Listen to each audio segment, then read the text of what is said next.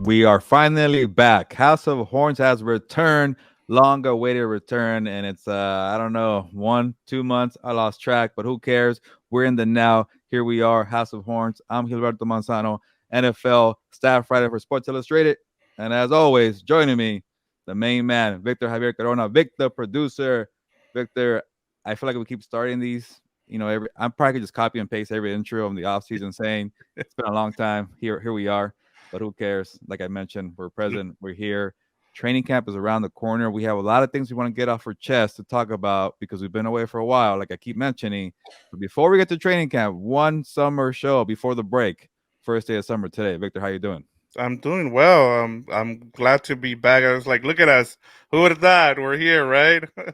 Yeah, we made it. Like it Yeah. feels like the offseason really kind of like just drags, and then you start thinking, okay, all right, training camp, here we are. And then I keep telling you, okay, we'll get to it. We'll get to a show. So if you're mad about the House of Horns being a hiatus, blame me. I'll take the blame. You're the one that keeps trying to pull me back in. And I'm like, well, it's kind of slow. It's kind of slow. And then we finally have news, and here we are. We have 12 segments for you guys, the viewers and listeners of House of Horns, that we want to touch on before training camp. Because as you know, training camp, the news is gonna be cranking out. It's gonna be a lot to discuss, and it is a little unique, weird for the Rams because they, unloaded a lot of veteran players, a lot of young players. What was it, 24 combined rookies, first year players on this roster. So it's gonna be a unique season with a lot of intrigue. So we want to, touch on 12 fast segments, 1 minute apiece per host. Victor, are you excited for this to touch all the subjects you want to talk about, Rams related? Yeah, well, I mean, finally we have something to talk about as we're about a month away from training camp. So this is going to be the dead period. There's not a lot to get to right now. So for us to have 12 kind of topics to go over is a really good idea. You know, big ups to you for coming up with this. Usually I'm the one having to come up with stuff, but this was all you. So I'm excited for this. I like this little rapid fire thing. We can each have our point here. So I'm ready whenever you are, Gilbert. Okay, well, let me give people a preview, and I like to get people involved in engagement question of the week. As you know, from Compas and Beat, we like to do that over there too. So a little preview to get people involved here because some of these segments might get you a little annoyed, irritated, but we got a little bit of negativity, some positivity because you don't know what to expect with this season with Sean McVay, year 7 with a bunch of rookies and Stafford, Cup, and Donald. So we're gonna blend the all together. And if you get annoyed, obviously comment. If you like the analysis, if you have your own opinion, always comment. But here you go for you, listeners and viewers of House of Horns. The engagement question of this episode here: which rookie? Because I mentioned you could count undrafted guys too, not just the drafted players. Which rookie from the 24 are you most excited to see in training camp? Because we got Steve Avila, you got your Victor. You're going to talk about Puka a lot.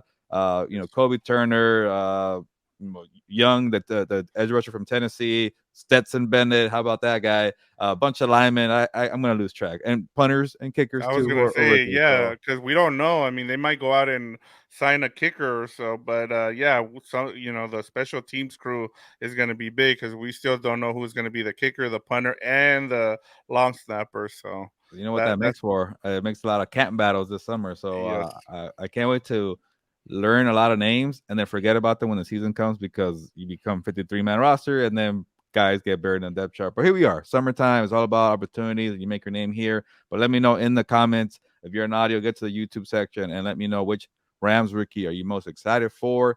But Victor, before we get to the 12 yes. rapid fire segments here, we got to do some promoting here because we got to build a network here. Um, and like I mentioned, with House of Horns, I'm not covering the Rams on the daily. I will be around. I have a date in mind to make it to training camp, maybe a couple days, and then when they get to back to Thousand Oaks or maybe even Woodland Hills, I don't know about that yet. I'm gonna be pretty close to that area because I live now in the Valley, Northridge, so I will be around the team pretty heavily. So we have not neglected House of Horns. We have, but we will not do that come the season. So definitely expect that. But that is part of the network, almost on Beat Network. We have you probably don't care, but you got What's Up Bolts with the Chargers. We got the main flagship show right here, the shirt combos on the beat. And if you want one of these shirts or hoodies, support us here. Victor also has the shirt or hoodie. Can't tell the shirt.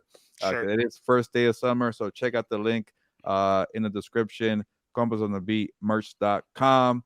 But what else do we have, Victor? Oh, Combat Compas. You were at the big press conference in Beverly Hills. Yes. Fancy Terrence Crawford against Errol Spence Jr. July 29th in Las Vegas, T-Mobile Arena. A fight I've been waiting for, and you were there. Check out the videos. Crawford and Spence really got in depth there. So thank you for being there, Victor. But what else? Anything I'm forgetting? No, you have the ending now of what is it, Champions League, and so you Oh yeah, have I always Compas forget that. FC. I know. Sorry, Fernando and Dan. Yeah, so you have that as well going on. They have you covered. I know Mexico had a bad showing against the U.S., and so there's a latest episode there where they kind of go over what some of the problems are with Team Mexico, and it's transfer season, so you got a lot of players moving around in the European leagues as well. And then we also got into a little conversation about Messi on regular Compas. So if you're interested in soccer or football, check them out. They have a lot of stuff for you guys there. There you go. Not that bad for promoting the channels, and getting the advertisement now, whatever it is. Commercials. We are done with that. So now let's get to the 12 segments here. And again, we don't need a clock here. Maybe just kind of keep an eye on each other. If you feel like I'm talking too much, just cut me off, do whatever noise. I don't Yeah, know, whatever you want, Victor. You're the sound guy. yeah. I will do the same for you, but let's just keep in mind 1 minute each, keep it quick. And let's start with some actual news. And Victor, you actually brought up before the show here that the Rams cleared some money because they moved around Cooper Kupp's contract, so that cleared cap space, $10.6 million, according to overthecap.com, and they already been using it. So the first question, reasons for why the Rams have signed running back Sonny Michel and wide receivers DeMarcus Robinson and Tyler Johnson, two veterans right there. Victor, do you want to start it off? Yeah, I think I'll go ahead and start here, Gilbert. And I think part of the reason is you need veterans. I mean, before we started the off season, we talked about our off season talk here. We talked about how they were going to build this roster because they didn't even have a 53-man roster going into free agency, and so they went ahead and signed 24. Either through the draft they drafted 12 players, and then they added another, what was it, another 12 in undrafted free agents. And so you need to build around with veteran guys on here. And so I think they've done that. They're going to continue to do that as we continue on with the post June 1st cuts. And don't expect them to go after some of the Andre Hopkins and stuff like that. I know they've cleared some money now, but I don't expect them to go for big names. You're going to see 1 year deals on minimum contracts, and I think that and they're good. The reasons is because they need veteran guys to be able to help out some of the younger players. But that for me, that was the main reason, Gilbert. Yeah, it's always funny because the Rams have money, and every time there's a veteran, like a star veteran, and like a Hopkins or a Dalvin Cook, the Rams are always connected because they like to go after big time name players. But if you have been keeping up, if you haven't been watching House of Horns, as you know, they're shifting away from that. They're not going to go all in for guys anymore, especially older guys. So that's why those names don't really come up. But they do have money, and like you mentioned, depth, veteran leadership. And for the wide receivers, you don't have, Van Jefferson because I think he's still dealing with some injuries. Ben Skoranek also has been out. So you can't have a bunch of young guys not learning from the veterans. Yeah. Also, Cooper Kupp, by the way, is still working his way back. So if you're like these young receivers, and you need to learn off a professional who's been in big time games, you don't have that. So you go and sign like Demarcus Robinson, who played with the Chiefs. He knows big time games. Tyler Johnson, I recognize that name from the Buccaneers days. So they've been around, and they're not the most successful wide receivers, but they've been around. They know how to work. Sonny Michel won the Super Bowl with the Rams in 2021. He was working with the Chargers last year. I'm surprised he's only year 5. It wasn't that long ago for him when he got drafted in the first round by the Patriots. That did not work out. But again, another professional with depth. But it does make me wonder how they feel about Cam Akers and Kyron Williams. So that's one right there to watch. But the wide receivers, they need some veteran help.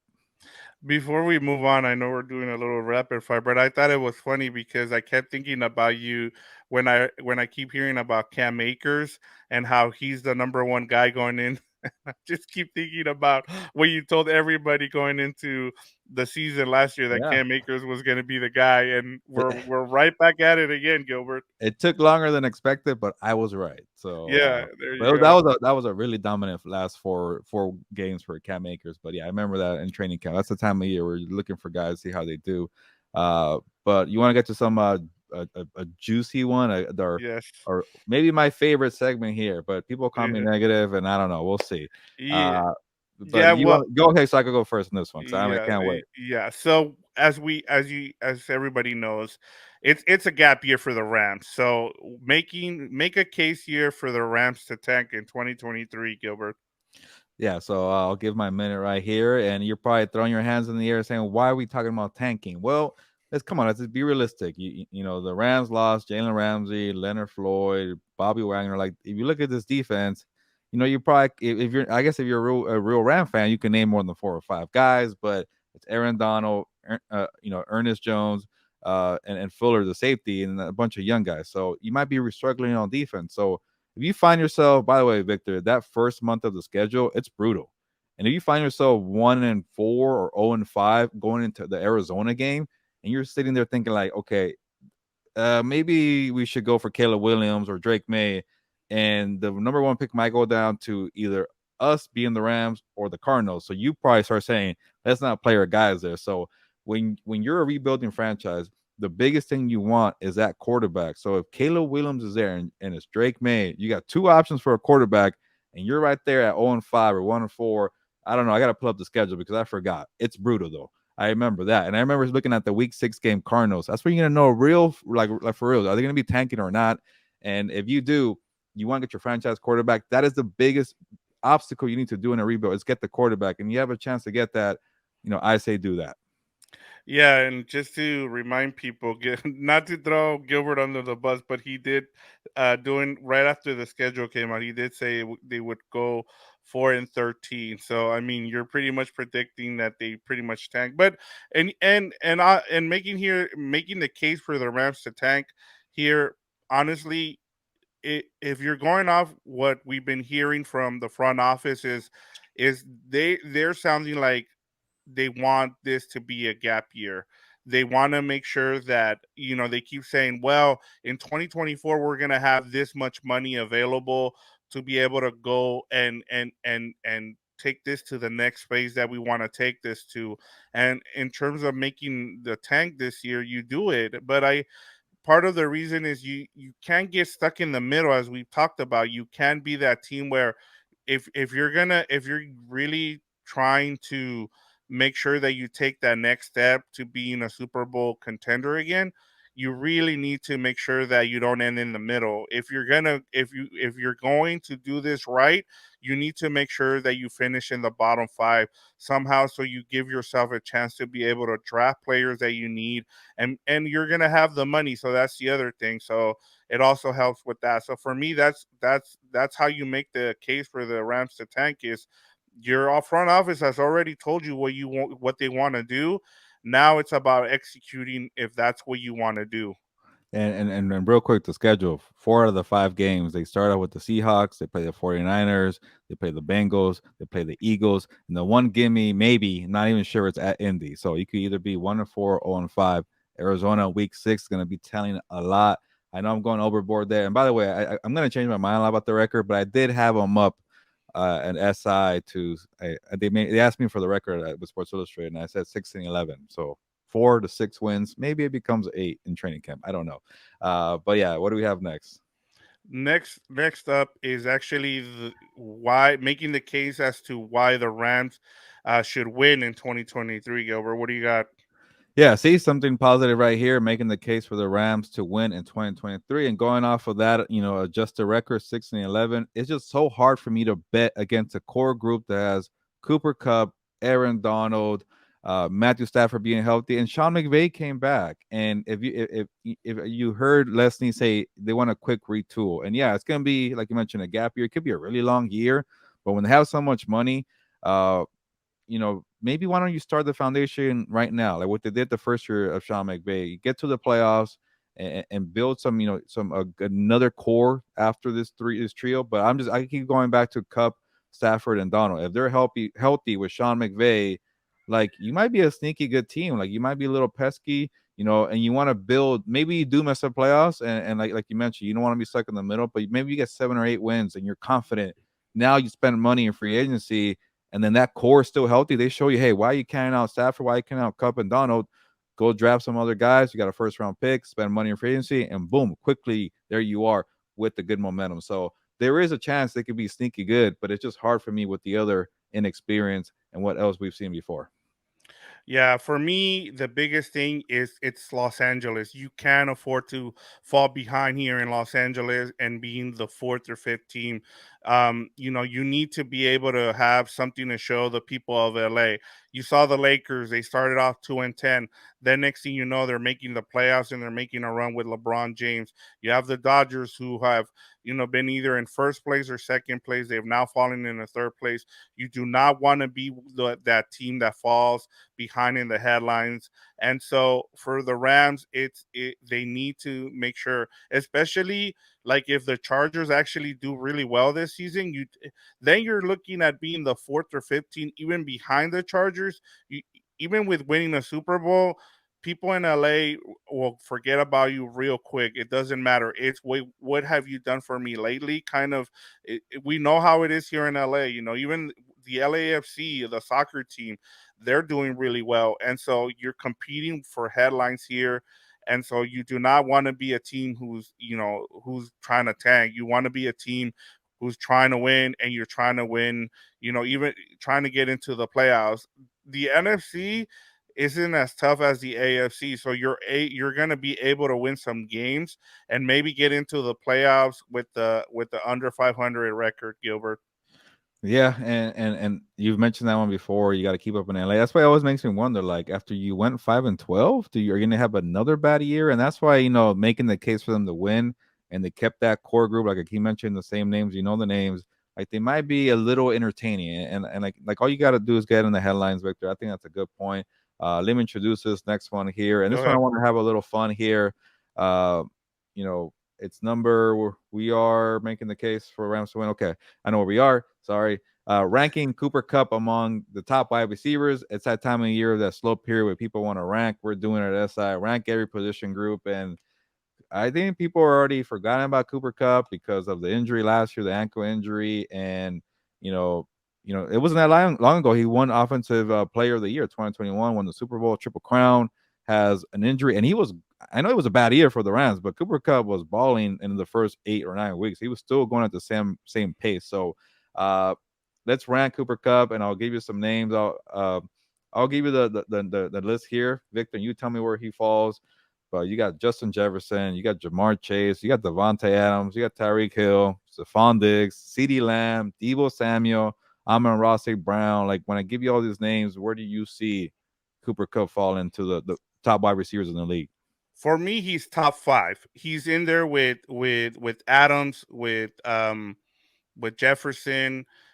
He's right in that mix. I think he's better than Diggs. I just think that, especially, I don't know what's going on with Diggs and Buffalo. That's also something that's kind of makes me want. And I know Cooper is coming off an injury, but for me, he's still a top four, a top three guy, depending on how you want to rank them, just because of he's just coming off winning the triple crown in for wide receivers. And so you still he last year he was hurt, and then you're coming back this year. If he's healthy and ready to go, I think he should slot right in as a top five receiver.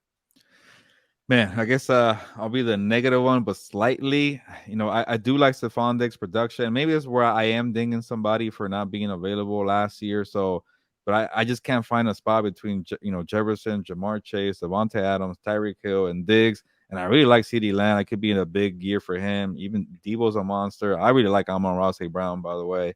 But I'll go number 6 right now. But watch, come the season, he'll be back to like top 3 because he'll be healthy and he's gonna catch 200 balls and 2,000 receiving yards and whatever it is. So, but it depends on the team being healthy because he can do everything. But yeah, maybe I annoy some people with number 6 right there, not that far off from you. But it is funny to see that he even gets forgotten. Like he gets number 9, 10, or even not even on the top 10. So I wanted to make sure to make a point there. But what we got next? No, I was before we move on. I was Yeah, gonna say if he falls to number 10 in fantasy football, I'm I'm gonna make sure that I grab him because there's no way he's number 10. Like yeah. he's Well, just that's because of the different. target. Yeah, Yeah, just I'm gonna because say of the target's a target. PPR. Like he's got Yeah, to be in the first, second round. I don't know. What do you think? yeah, yeah. No, he's gonna go top five, like even top three, like between Adams and see that's the thing. Jamar Chase has two other good receivers with him. Tyreek Hill has another good receiver next to him. Cooper Kupp, he's just going to get fed if Yeah. he's healthy, and same thing with Devontae Adams. And so, like for me, that's why my first thing is I think about fantasy and what kind of impact they're going to have on the season, and then I go to the numbers and everything else in terms of the impact they have, for their team. And so that's how I go through it. But yeah, I don't know. What do you think? You think he's a top five fantasy player? Yeah, yeah. I think the team and the injury scares me, but you're right. If he's healthy and Stafford's healthy, that's a big key. Like he's gonna lock in and force feed the guy. He's been doing it the last 2 years, and we're gonna talk about the wide receivers, Van Jefferson, Tutu. Yeah, when you name guys like that, you're gonna lock in on Cup, and if it is PPR, yeah, definitely go first round. Don't be worried about the injury and go all in on Cooper Cup. Yeah. So the next one is that we're gonna get into is talking about the person who's gonna be throwing him the ball, and that has to do with Stafford. Will he have a bounce back year, Gilbert? Yeah, a lot of this, will the Browns be good or not? Should they tank or not? Like, say Stafford, like his arm is gone. You could tell right away. Like, I remember, covering the Chargers, the last year that Phillip Rivers was there. Like, you could tell his arm was gone. Like, I know he had a decent year with the Colts, but he was losing kind of some arm strength there, and it was pretty bad, noticeable. A lot of interceptions occur. And watching Stafford last year, I couldn't decide between he was injured or his arm has declined. And he was honest this offseason and saying, you know what, I'm not a human jugs machine. So what does that mean? Like, are you going to be a different type of quarterback where you just kind of release it quicker? Do you not have, you can't even go deep anymore? I want to see him fully healthy, but also be protected. That's a key thing. If you have a good offensive line there and you're protected, and he's not just locking in a cup because there's 4 or 5 guys in his face after 3 seconds, that we don't really see the quarterback aspect. So if he's able to operate and and it's a good sign that he's out there, Victor. I'm going long-winded now, my response, but it's a good sign he was out there in the offseason, throwing in OTAs, mini camp, building the chemistry. And remember last year he didn't do that, and people were saying nothing to see here. It's fine, and it wasn't fine. So now it truly is fine. So I think he could have a big bounce back season if he looks in that gauntlet I gave you, those first 4 or 5 weeks. Like, if he's not the same dude, your mindset starts changing, and you see Caleb Williams and Drake May, okay, let's go after that. But I think if Stafford is there, he's only 34, 35. Like we know in quarterback years, that's still a good year. Yeah, I'm gonna say that he has a bounce back year, and I was reminded of something because we're gonna start seeing a bunch of lists and rankings, and I've been asking you guys on Compas who your top five quarterbacks are in the NFC, and the name and it's just not you guys, but Stafford keeps coming up. Like everybody's like, look, we're forgetting about Matthew Stafford and what he's been able to do throughout his career, and I think a lot of us have been guilty of that. And we forget, like, a lot of people are saying he's either the number two or number three quarterback in the NFC, now that Aaron Rodgers is gone.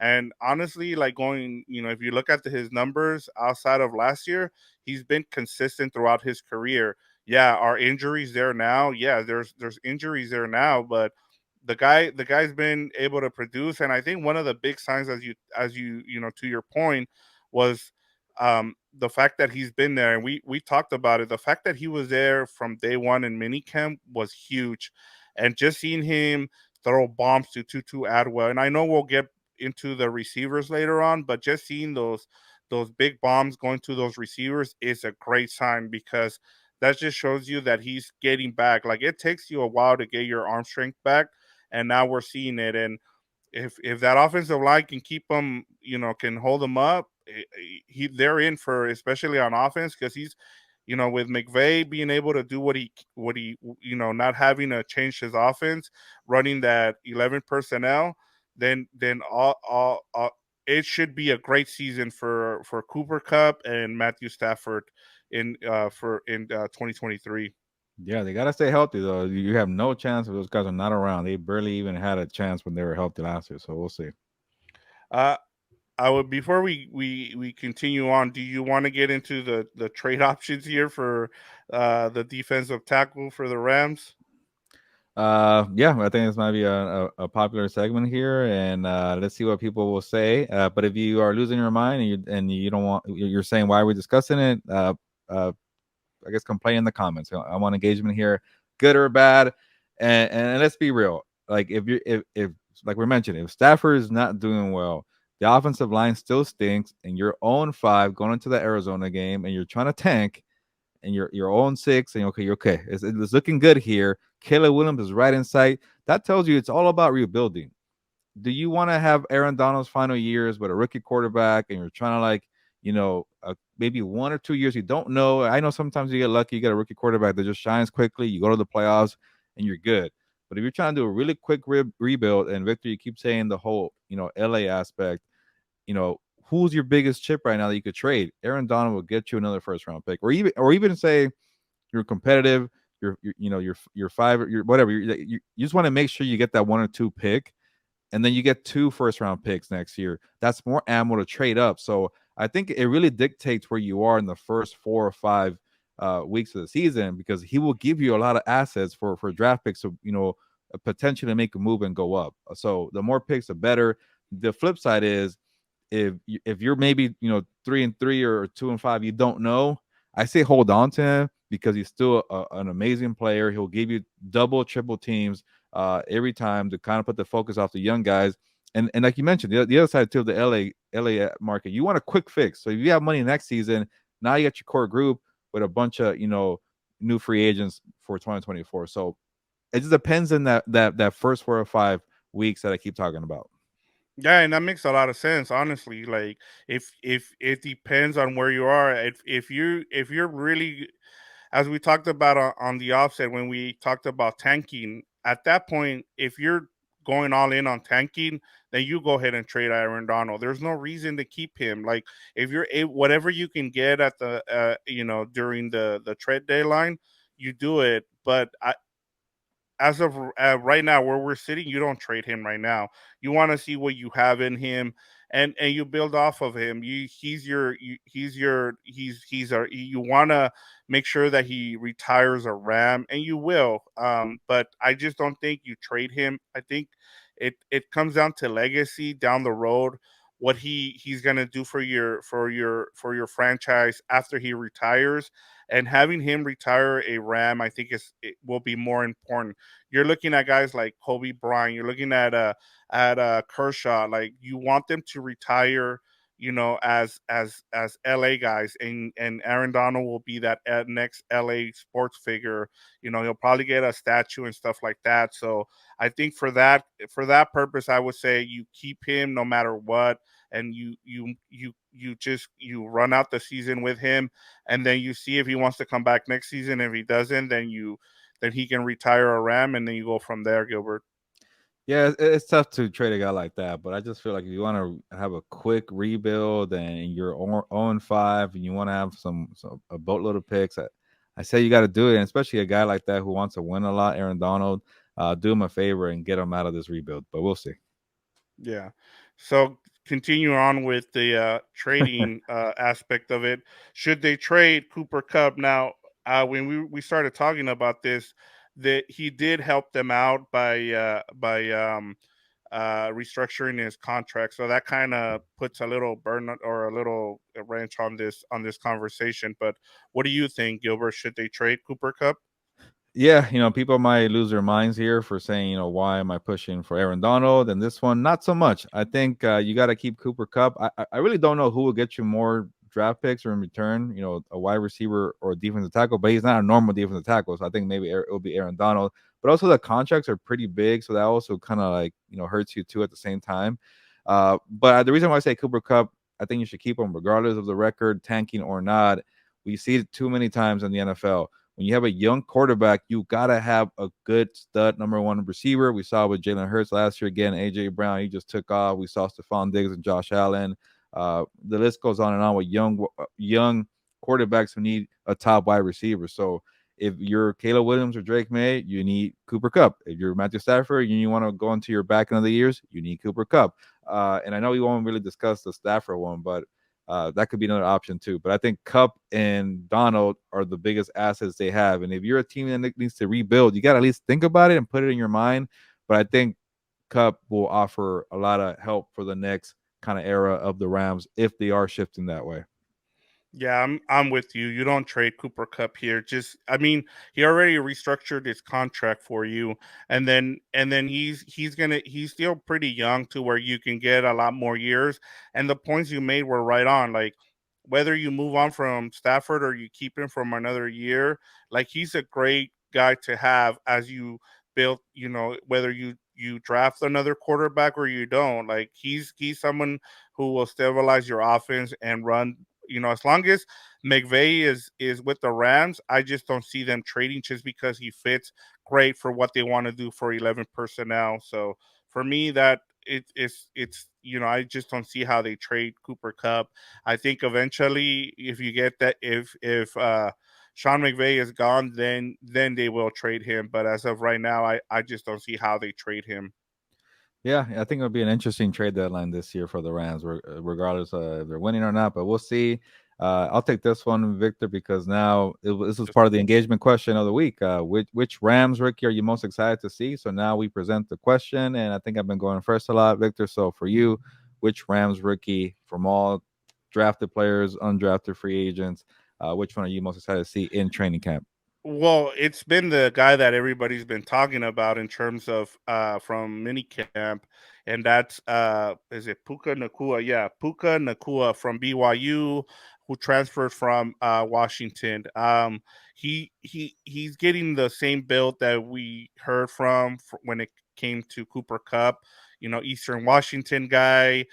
Division II school, even though BYU isn't a Division II, but he was getting kind of the same. He fits the mold of what you want for this offense. And honestly, they're looking for a number 3 receiver.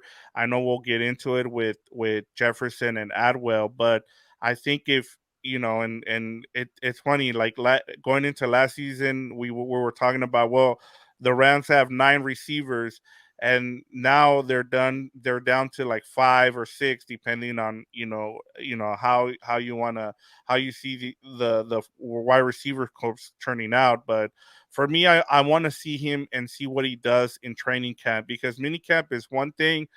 Training camp, when you start putting on the pads, it takes on a whole different level. Like that's and then you go into preseason. So I kind of want to see if all the noise he's making during mini camp translates over to training camp.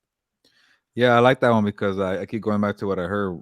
How excited Daniel Jeremiah from the NFL Network was when I was watching the draft, and it's like, oh, Puka went off the board. Like I really like him. And it was like day 3 of the draft, and he's already kind of tired. Daniel Jeremiah, that is, and for him to get excited for that, and like in the 5th round, whatever, I forgot already.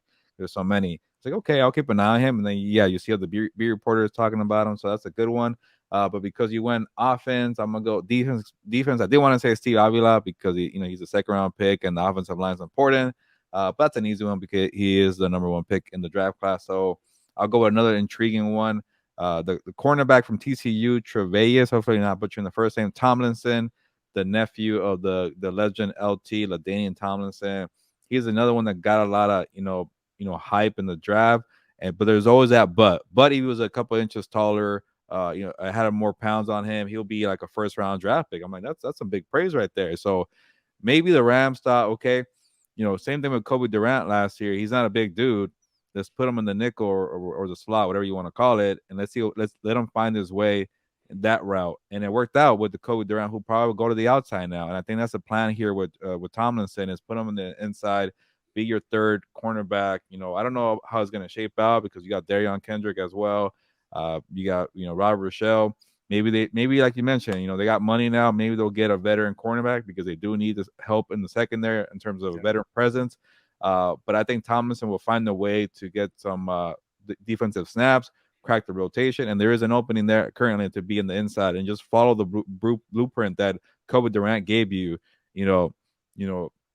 Follow the receivers. Have a good feet and then make plays. Don't be afraid. Take a chance. So I want to see what Tomlinson does come training camp. But I think I he is re- banged up right now, by the way. So that's what you haven't seen too much yet. I really like that pick, and a lot of the websites, a lot of people who are kind of trying to figure out the 53-man roster have him slotted in as a slot uh, uh, defensive back. So that's somebody to keep an eye on as well, not just because of the name, but as we talked about, had he been a little bit taller and had couple more pounds on him, he probably would have been a first or second round pick. But and this was a deep corner cornerbacks draft. So Yeah. that tells you a lot of what people thought of him. So you know, I'm looking forward to seeing a lot of these rookies and seeing what they do. Because we've been accustomed when it comes to the Rams of just the names. We knew all the big names, and now now we're gonna get to kind of learn a lot more about these guys and their names. But moving on, we're gonna talk. We're gonna go over to the back to the offense and talk about the two of the receivers that have were drafted. Were they both drafted in the second round? I want to say. Yeah. Jefferson, 2020 second round, Tutu, 2021 second round. So those are Yeah. high draft picks for them. So what would you like to see from them, Gilbert? In terms of they've kind of made a little bit of a leap last season, but not enough to wow people. So what is the next step for them? Yeah, besides the clickbait segments that we had, this is might be one of my favorites because this is something I really want to see because you know I'll separate it real quick. Van Jefferson, like you mentioned, you're right, Vic. He is for sure slot number 2 wide receiver behind Cooper Kupp, but is he worthy of being the number 2? And we've seen a lot of flashes. Like he's gonna have his snaps, but it's a make or break time for Van Jefferson because he's a free agent after this year. If you don't prove to be a quality number 2, they're gonna let you walk, and you're gonna find another wide receiver. So he has more pressure, and it just says something that I know the Rams were in win now mode, but they always found somebody else to kind of okay, he's not ready. Robert Woods, Odell Beckham Jr., Allen Robinson, and when is Van Jefferson's time? You spent the second round picking the guy, and I know they're impatient, but it's now a line for him to do something. And we saw that glimpse in that that Thursday night game against the Raiders, Baker Mayfield, the Van Jefferson game winning touchdown. He can make plays. And I don't want to knock him from the injury last year, but that really set him back. And the team really missed the guy. And I think that's a good sign too when they really missed the guy. But then he was just a little quiet. But by then it was a mess, right? You can't really knock Van Jefferson fast. So be healthy, be consistent, make big time plays to show you're number 2. Now with Tutu, he has an extra year there, but you can't be the flash in the pan guy. Okay, you're fast. Okay, cool. Finally, like last year, he went from first year was like nothing, and then second year, okay, 4 or 5 catches of 40 to 50 yards, and then he was making some plays, becoming a little more versatile. Now was when you really saw something, but it was still not an all around put together season. So he's also a second round pick. You want to be the third stretch of field kind of guy, and you're still battling with Ben Skoranek, Puka as well, Lance McCutcheon. Tutu, you got to make a mark here because eventually teams will give up on you, and they find ways to just say, you know what, it's year 4 for this guy. He didn't do anything. Year 3, just release the guy, just waive him. Like who cares? We've done our part. So a lot of pressure for these two guys here. Yeah, when and you make some great points in terms of the two guys because these are two guys that are second round picks that haven't lived up to the billing that they came in with. And I'll start off with Van Jefferson, and as you talked about with the injury, it hurt him a lot. He had a lot to catch up, but once and then he had to get used to the quarterbacks. Like as soon as he came back, it seemed like all his quarterbacks got hurt. And then once he got into rhythm with Baker Mayfield, you saw what he can do. He had that big catch against the Raiders. He had a couple of other catches in some of the he had flashes. You just want to see more of those flashes. But the guy that I'm really excited for this season is Tutu Atwell. I think he's finally going to live up to the hype of what he can do. I want to see him in the backfield. I want him to be the jack of all trades, where you use him out of the backfield, you use him in sweeps, you use him in every single possible way so you get the most out of him. And you also, you have to key on him. I wish more and more teams use those kind of receivers, kind of like what they used to do with Tavon Austin back in the day, guys like that, where you can use them as a gadget guy as well, but become more of a complete gadget guy if you're able to use him in that way. And that's what I want to see, Gilbert, because he has a talent, and I'm sure he's put on a little bit more of a frame, a bigger frame, that he's bulked up a little bit. So he should be able to take that pounding, and now that he's going into year 3. So for me, I just want to see, the one I'm excited for is Adwell. Yeah, no, that's a good point because you can't just give him the ball 40 yards on the field, and you got to find other ways. And so if jet sweeps or whatever it is, gadget guy, let's see what they do because there's a lot of competition as well. Because Ben Skoranek is gonna, he's gonna when he gets healthy, he's gonna, get some snaps here too. So I like that segment by the way because those two young guys, you need them to step up for this offense because it was a brutal offense last year. Yeah, well, if you like that segment, the next one is going to be just as good because we're going to talk about the most intriguing camp battle going on. I know there's a lot going on as we talked about. This roster is pretty thin outside of the big guys, so there's a lot of conversation in terms of this young secondary. You got battles going on the offensive line, defensive line. Who's going to be who are going to be the other three guys along the defensive line with Aaron Donald? So for you, what's your most intriguing camp battle? I'm gonna be greedy. I'm sorry, Victor, but I'm gonna take the No, both offensive line ones because I've been itching to talk offensive line because it's besides Stafford being healthy, it's such an important area. So the left tackle one, just kind of reading the work of the B reporters, Gary, Jordan, Sarah. I was surprised that they're actually gonna open it up. Left tackle job, like it's not guaranteed Joe Noteboom. I'm like, okay, that's good because he was pretty bad, but he did get paid. He has the money there. And Alaric Jackson, who also got injured last year, but when he filled in for Joe Noteboom, I'm like, whoa, okay, this guy actually pretty good. They might have something here. So, but they're also still both injured. They're both sidelined right now. I don't know what happened with Alaric Jackson. I think he got excused, him and Aaron Donald, personal reasons. But Joe Notebook is expected to be healthy come training camp. So that left tackle spot there, because maybe they were too quick to give the job to Noteboom after Andrew Whitworth retired. And like, okay, he didn't really have to earn it, but he's done his part the last 3 or 4 years. They've seen him. But now maybe some little competition might do well. And the other one is like, who's going to be the odd man out in the interior offensive line? Because you got Brian Allen, Coleman Shelton, Steve Avila, Logan Bruss. And Avila's a second round pick. You would think you want to see this guy play. yeah, Logan Bruss got drafted last year too, and he was he wasn't healthy. He was injured. And Coleman Shelton was such a glue guy. Does that mean Brian Allen's out because he never stays yeah, healthy? yeah, So I think maybe let those guys duke it out in camp and let's see what happens there. But you gotta find your right combination. And right now these guys haven't been available, and I'm like, there's a little shades of yeah, last year there when you're not building chemistry with the O line. You got what 20,000. I got crazy there because it felt more like 20. I was sorry, a yeah. thousand combinations on the offensive line. So those two are really key to see if the Rams are going to be sneaky good or noticeably bad.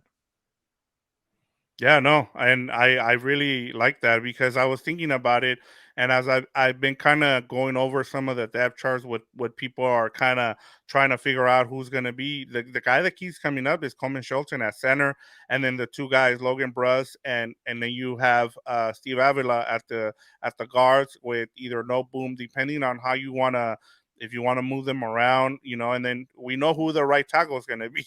We know that for sure, Gilbert. We know who that is. So I think it's an intriguing battle in terms of those guys on in the middle there. And then for me, I'm gonna kind of switch over to the defense, and I kind of want to see what happens with the cornerbacks because we know the names. We know Deion Kendrick, we know Kobe Durant. As you talked about with Tomlinson, I've been hearing good things about the safeties as well, that they've been doing really well as well.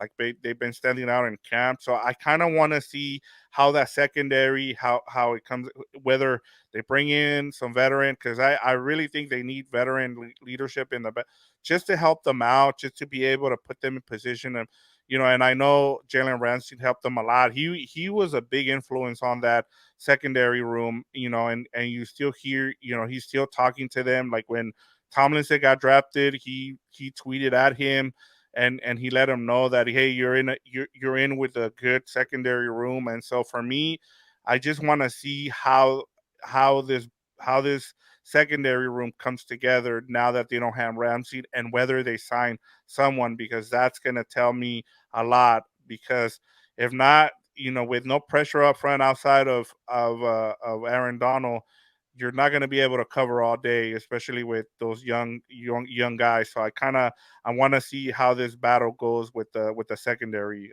Gilbert. Yeah, I'm glad you got on the defensive side because I feel so much better about the offense. The defense is kind of like it Yeah. could be a rough year. Like I know Aaron Donald is superhuman and he could shed different multiple defenders, two or three, whatever it is. But if you're not getting any pressure, your linebackers are not doing anything. It's going to be on the secondary to cover for long stretches. And if you're very young, you're going to get burned a lot. So suddenly, Jordan Fuller, the safety, is like the veteran of this group. And I think Yep. it's year 3, maybe 4. I think it's 3. But you got Quentin Lake and Russ Yeast. That could be another a battle there. And the Sean McVay last year kept saying how much he likes Quentin Lake, but he just wasn't healthy to start camp. So now if he's healthy, maybe that can be like a gem that you see the second year. Tomlinson could be a guy like Durant last year. The one that I'm kind of iffy about is Darion Kendra. Like, is he ready to be a number 2 outside? Like, he's feisty. He's a competitor.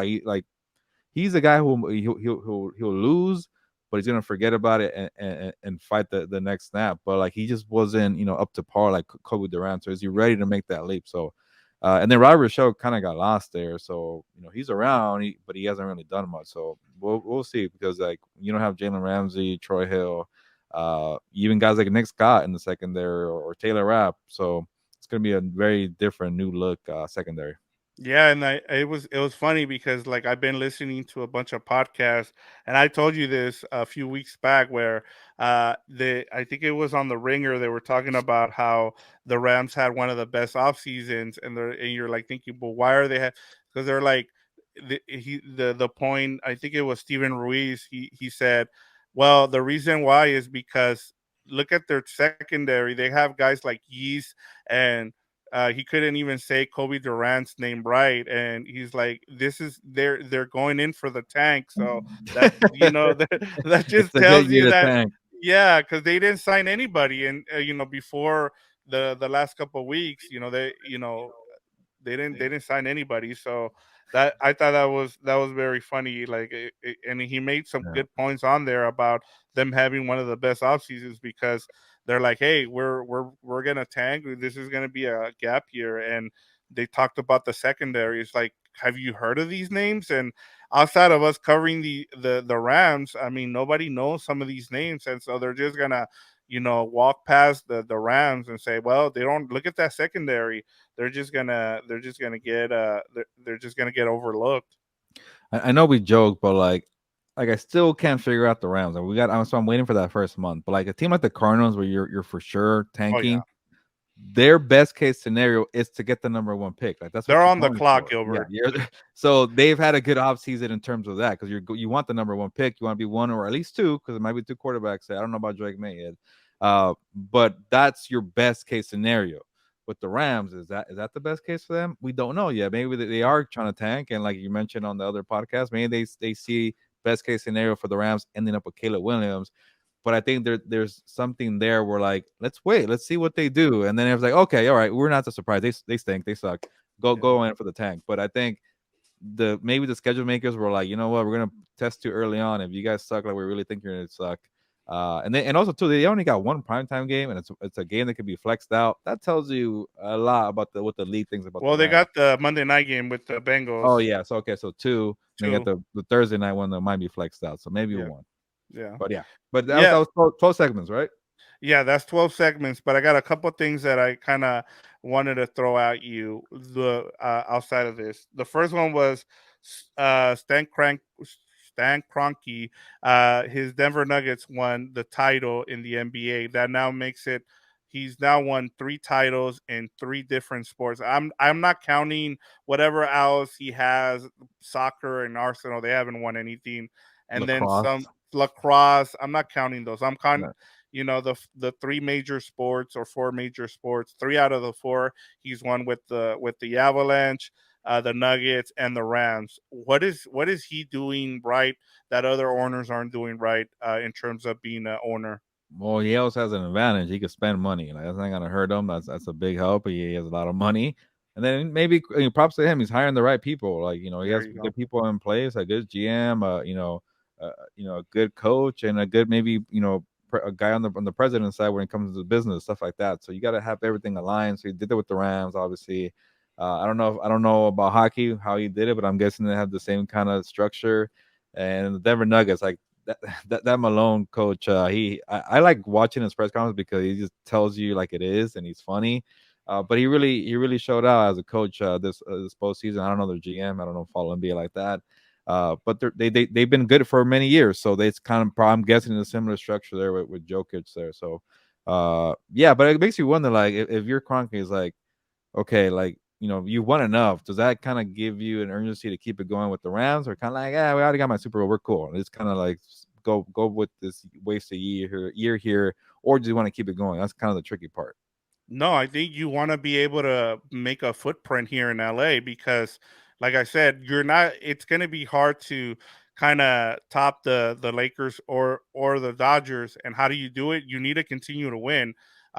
There's not, in terms of the when it comes to the fans, this is still pretty much split up. You either have a bunch of transplants from other cities who are have their own team already, and so you're kind of trying to build for the next generation and the generation after that to be make them Ram fans. And so if you continue to win, that should be the goal. And in terms of what he's doing, I think you hit it right on the head right there. Was he's hiring the right people and letting them do their job. I think that's part of the reason why you see guys like Jerry Jones not being able to win. Like Yeah, he wants to be too much in control, and Stan Kroenke is like, I have the money.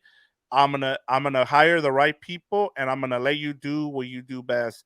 And it doesn't hurt to hire guys like Sean McVay and Michael Malone. Like he's been able to do those.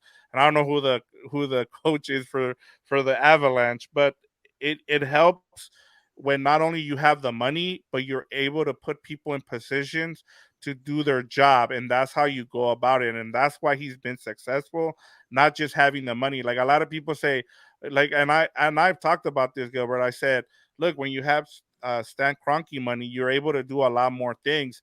But in terms of the NFL, yeah, they were able to outspend people. But then with the Nuggets, they've been able to draft well and been able to go and trade for players and get the guys around Jokic and stuff like that. So it also helps to have hire the right people, and he's been able to do that. And so, shout out to him. And then the last thing I haven't been able to kind of give props to Raheem Morris, the defensive oh yeah, coordinator. Yeah, I don't know if you heard about this, but he yeah. saved someone's a little kid's life down in Vegas at a swimming pool. He said, he used CPR, and he said that a lot of the training that he's gotten through the NFL really helped him in that situation. So I just wanted to give him a shout out because that was pretty big. They were on Good Morning America, and they share their story of what happened that day in Vegas. So I just thought it was really a really cool thing. I know not a lot of people talked about it, so I wanted to have since we have some time here, I wanted to kind of talk about it. Yeah, definitely. Shout out to Raheem Morris for doing that. When I heard the story, I was like, "Oh wow, okay, well, good thing Raheem was there, and he knew that." And I think he said he learned the CPR through the Rams, right? So, Mm. that's an interesting story there, and it was good to see him reunite with the kid there. So, I enjoyed talking to Raheem Morris last year. He's a good dude. He gets he likes to be playful with the media. Maybe sometimes he kind of goes a little too far. But he knows how to take it too as well. So you're gonna dish it, you take it, and he's kind of a fun going guy. You can tell why people really like him. When he's serious, you better respect him. But when he likes to joke around, and then he's been a good coach too. So I'm not surprised that he was there in the moment to help out this family in need. Yeah, and it's just a cool story. I know, this is the slowest period of the NFL offseason, and so it's just good to share some of these good stories before everybody, once the season starts, complaining about him and some of his defensive calls. So Yeah, I wanted yeah. to make sure that we have some positive vibes going on that end. But what do you before we go ahead and let us know what you're working on out at SI, and then what do you think? What do we have for the people coming up? What can they expect from House of Horns going forward this off Yeah. season? Yeah, I think it might be another a little break, but we're gonna be doing a lot of the short segments here. So we're gonna cut up the pieces here. If you miss anything, check out the shorts too on House of Horns. But once we get to middle July, we'll probably have a training camp preview, and then we'll try to get back to the normal routine that we had last year, which I can't believe it's about to be a year when we were just messing around. Okay, let's do a preseason preview game and see how it goes. And we got quick, good feedback. So I can't wait to get to that part of the season. I still don't know how it's going to be because it's going to be so hectic trying to combine a new job with the podcast, but we're going to make it work because I still think all the engagement we had last year with the subscribers, or over 500, we're trying to get to 600. All the views, comments, I don't want to lose that. So we'll figure out a way. I still don't know the full blueprint, but we'll figure it out. And then for SI, I took a couple weeks off, so it's been good for a few days, but then you start missing work. But I don't want to get there just yet. But I do have a lot of things coming up, so check out Twitter or Sports Illustrated. I can't say too much yet about what I've been working on, but they will be out in the coming weeks. No, that's good to hear. Yeah, I mean, we're trying to plan things out in terms of what we can do going forward. Once we know how things are gonna go in terms of training camp, we still don't know. I mean, we've been told it's the end of July when training camp starts at UC Irvine for the Rams. So, as soon as we can get out there, we'll get some content out for everybody and go from there. But this was great. I'm glad we're doing this again. I can't wait to get back on here again. But it's been a good show. You have anything else before we go, Gilbert? No, I just want to say if anybody's complaining that we've been off for too long, we got everything here in 1 hour, 12 segments. I think that was the most, since I think we last time we had a show was it the draft or the Yes, it schedule? was Okay, post the draft. draft. Yeah, Okay, post see, draft. so we everything from that part to now, we got to cover it in 60 minutes, 12 segments. We got a couple extra notes in there too. So we did our part.